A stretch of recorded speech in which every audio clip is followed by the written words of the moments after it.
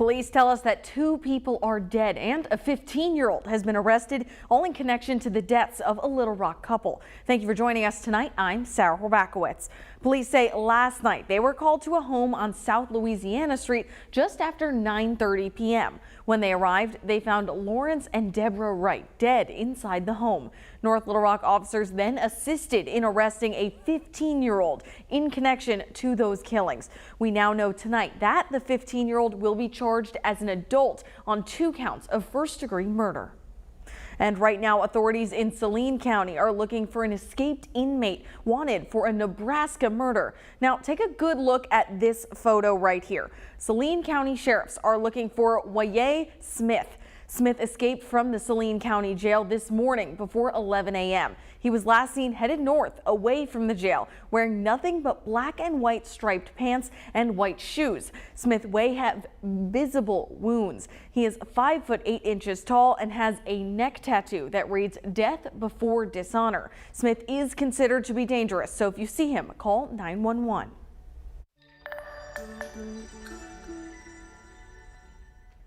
A cold front made its way through the region this afternoon, and you can certainly feel the difference out there this evening. Look at these temperatures across the natural state. Already down to 56 in Fayetteville, it's 63 in Searcy, 64 in Russellville, and that cooler, less humid air building its way in here from the north and northwest. Those dew points have also been dropping. Remember, the higher the number, the more uncomfortable it feels.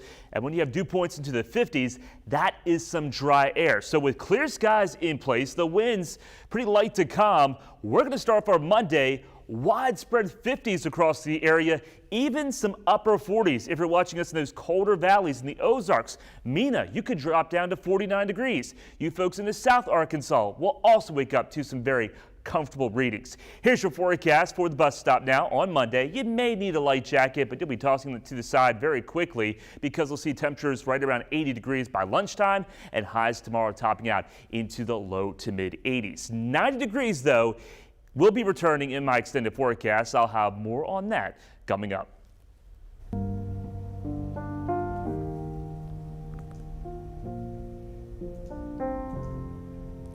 Today marks 21 years since the September 11th attacks, when hijacked planes crashed into the World Trade Center, the Pentagon, and a field in Pennsylvania. Mourners are again gathering at the scenes of those tragedies, marking the deadliest terror attack on U.S. soil.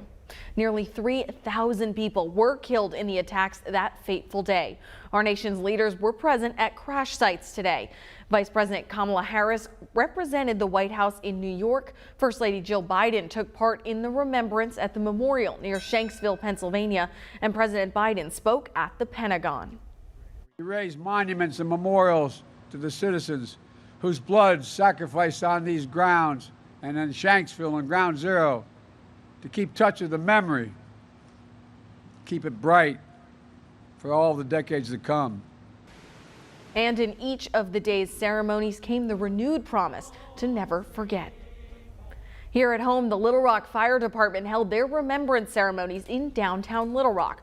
This morning, a flag was raised at the Central Fire Station that flew at Ground Zero 21 years ago.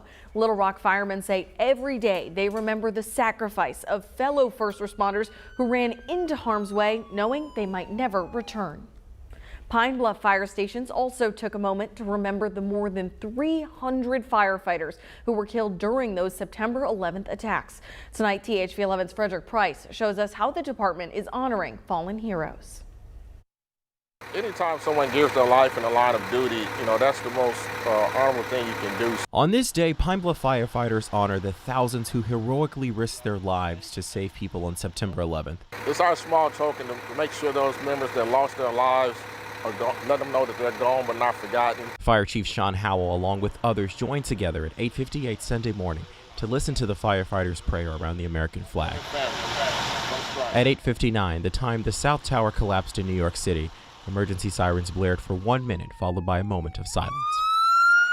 As a firefighter, he says the tragic day will always stick with him. It was just something that put all of us in shock and still is to this day, just to believe something of that magnitude could happen, here in the United States. But even thousands of miles away from the tragedy, he admits his outlook on life changed. It just continued to reinforce that we have to cherish each day. 21 years later, Howell says enough time has passed that people who were once children are now working at his fire station. 9/11 serves as not only a day to remember the lives lost, but a reminder to the young firefighters of just how dangerous their job can be. To let them know that what profession they're getting into and what the family-like work environment that they're entering into. Although this annual ceremony is small, Howell tells THV 11 it's important people never forget this day and the brave people who saved lives. We support our local firefighters, our state firefighters, our national firefighters, and we often talk about the family. That's a family-like work environment, and this is what you do for family. And Pine Bluff, Frederick Price, THV 11 News. And every single fire station in Pine Bluff participated in today's ceremony. And today is the 11th of the month, so we have a news story to share in our Buddy Check 11 Breast Cancer Awareness Report. THV 11's Wake Up Central's Karen Fuller looks at one way Arkansas women can get their screenings in the comfort of their own towns. One of the biggest reasons why many Arkansas women are not being screened for breast cancer is access. Right now, more than 20 counties have no mammogram centers available, but that's where the UAMS Mammo van comes in, or rather drives in to help. At first glance, it might look like an RV idling in this random parking lot in Cabot, but look closer and you'll see that this is no ordinary recreational vehicle. It's a specially equipped mobile mammography center. So our purpose is to be able to travel throughout the state to provide access to screening mammography for patients who might have problems getting access. Heather Kindy is the supervisor of the UAMS Mammo van, a traveling piece of technology that brings breast cancer screenings to parts of Arkansas that lack a traditional clinic. The van is hard to miss, and that's exactly how Cabot hairstylist Lisa McClure first discovered it. So I just worked right down the road here, and I saw it parked out here and decided to call the number on the side of the van and set up an appointment. McClure says she's able to stay current on her breast screenings because of the Mammo van. It returns each year and takes only minutes of her time. I always encourage my clients and my family members and my friends, especially that are my age, to, if they haven't ever had it done, to come down here and have it done because it's not that hard. Inside the Mammo van, patients are seen one at a time by certified technologists. Results are mailed and received typically a week later. Kindy, who is also the specially licensed driver of this movable mammography mobile, says by visiting smaller communities in Arkansas, breast screenings are going up, while the number of women going without their screenings is going down. We make it really hard to not have an excuse. We come to you, we make it very close, we make it very convenient. We try to get you in and out in around 15 minutes. Lisa McClure appreciates the accommodations and the relief in knowing she's watching out for her own health every time the Mammo van rolls through town. If you or someone you love has been touched by breast cancer, please share your story with me. You can reach out through our website, thv11.com. Karen Fuller, THV 11 News.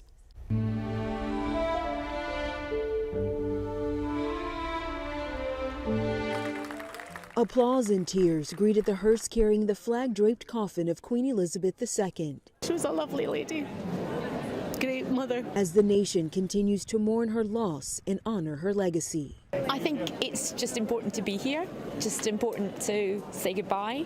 It was a 6-hour journey from Balmoral Estate in Scotland Sunday to the Scottish capital of Edinburgh. Queen's obviously been there for my whole life, so we just had to be here. Mourners along the solemn procession are now preparing to usher in a new era, led by the Queen's son, King Charles III, who was officially recognized over the weekend as head of state.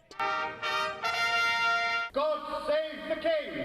The tribute to the Queen here at Windsor Castle has grown tremendously. The flowers outside the gate will be placed on the castle's lawn to greet the Queen in what will be her final resting place. Asiri Katenga met the Queen in 2016. That was amazing. Something I treasure for life. Just 2 days after the September 11 attacks, the Queen ensured the Star-Spangled Banner was played at Buckingham Palace during the changing of the guard.